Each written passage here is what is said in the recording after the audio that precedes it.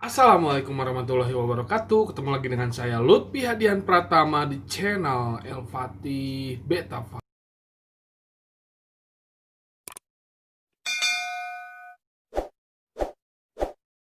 Di video saya kali ini saya akan sharing apa yang saya ketahui dan apa yang saya lakukan di farm Elfati Beta ini ya kawan-kawan. Dan apa-apa saja yang harus dipersiapkan dalam merawat serta breeding ikan cupang. Simak video ini sampai selesai, jangan skip. Tetap semangat, jangan lupa makan hari ini.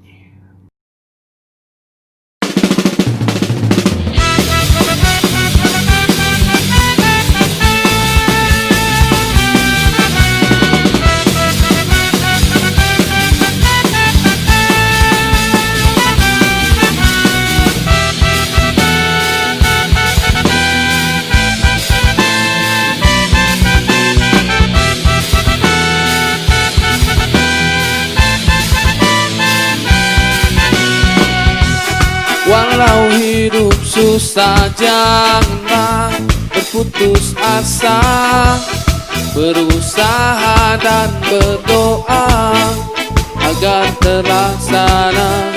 Gapailah semua impian yang ada di dada, walau banyak rintangan, lalui saja.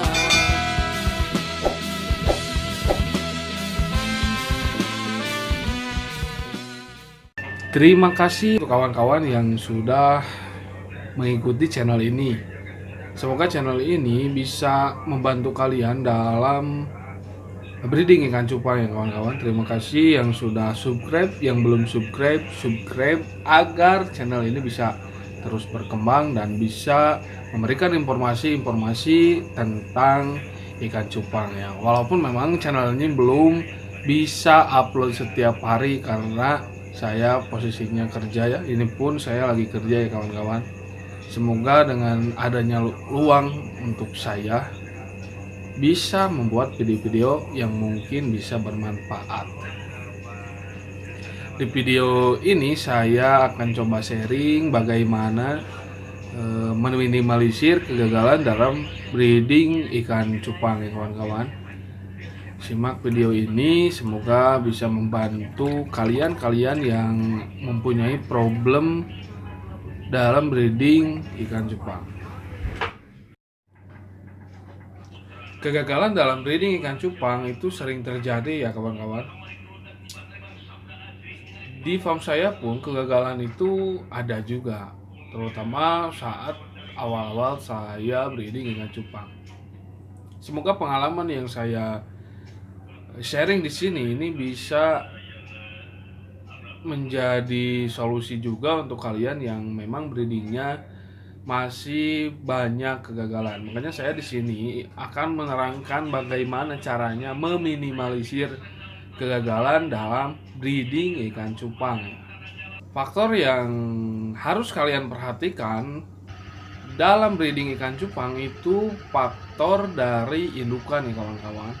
Indukannya itu sudah cukup umur, sudah bisa di-breeding atau tidak, serta bagaimana kita treatment si jantan dan betina sebelum kita melakukan penjodohan dalam breeding ikan cupang. Jadi penjodohan yang kalian lakukan itu harus ada treatmentnya dulu ya kawan-kawan, supaya hasil yang kalian dapat saat nanti jadi burayak itu maksimal dan kegagalannya pun sedikit, tidak banyak. Misal kalian breeding 10 pair, minimal 8 pair jadi.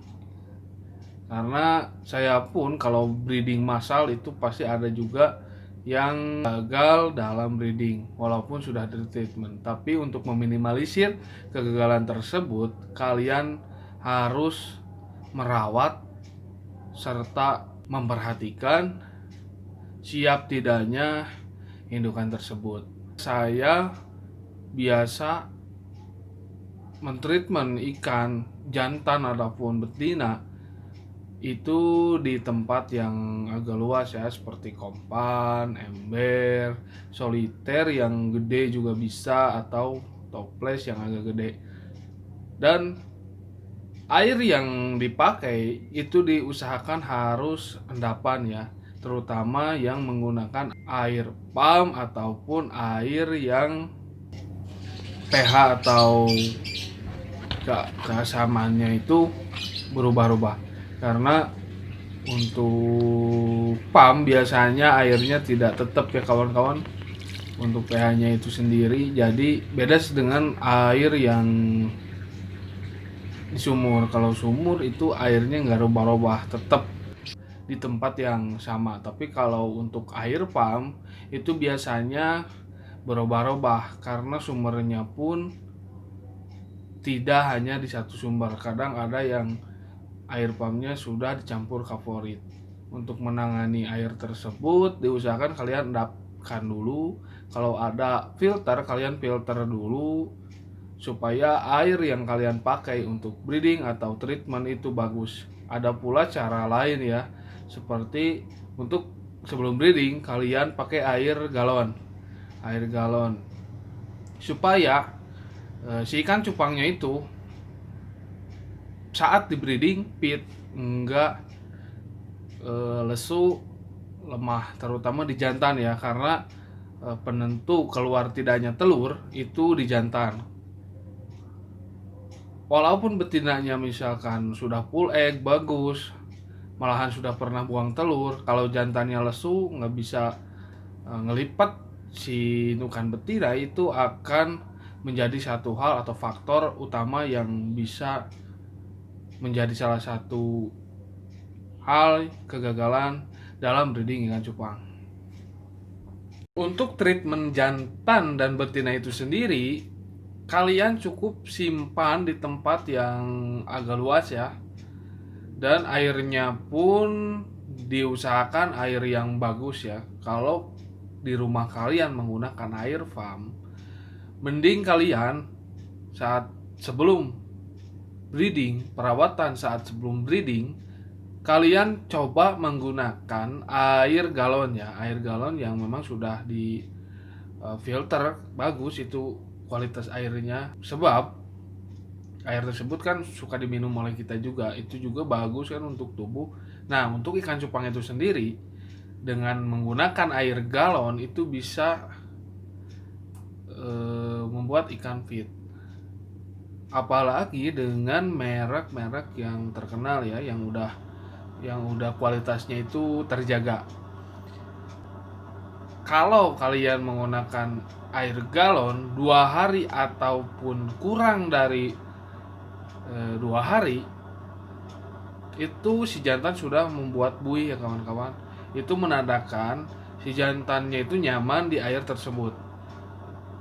Jadi kalau sudah nyaman dan membuat buih banyak di tempat treatment itu, kalian cukup kasih jentik nyamuk, mau di mixing juga sama cacing sutra ataupun kutu air itu bisa.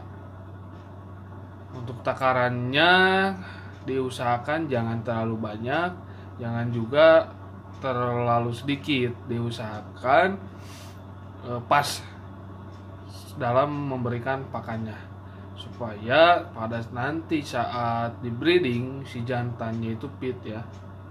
Terus untuk betinanya juga sama ya kawan-kawan, tidak jauh berbeda dengan cara treatment jantan. Airnya pun harus bagus, biasa pakai daun tapang, mau pekat silakan, itu lebih bagus. Pakai garam ikan juga ya kawan-kawan, supaya bakteri yang ada di air itu mati. Dan si jantan ataupun betinanya itu fit saat di breeding. Karena kalau jantan atau betinanya tidak fit, itu saya jamin tidak akan jadi dalam breedingnya. Karena kalau betinanya sakit ataupun jantannya sakit, itu akan menjadi faktor kegagalannya. Kebanyakan kegagalan di farm saya juga penyebabnya itu si jantan kurang fit saat breeding ikan cupang. Nah, setelah saya treatment, hasilnya pun cukup lumayan ya kawan-kawan. Dari 10 itu jadi semua ya kawan-kawan. Jadi perawatan sebelum penjodohan itu sangat penting sekali. Nah kawan-kawan, mungkin di video kali ini cukup sekian dulu ya kawan-kawan. Semoga saja video yang saya buat ini bisa bermanfaat.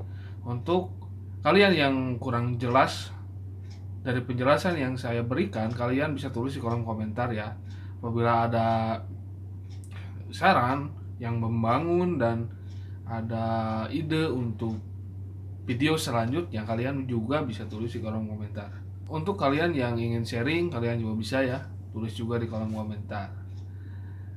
Follow IG saya di @elpati9 dan akun yang satunya lagi di @astarajabeta ya. Di sana juga ada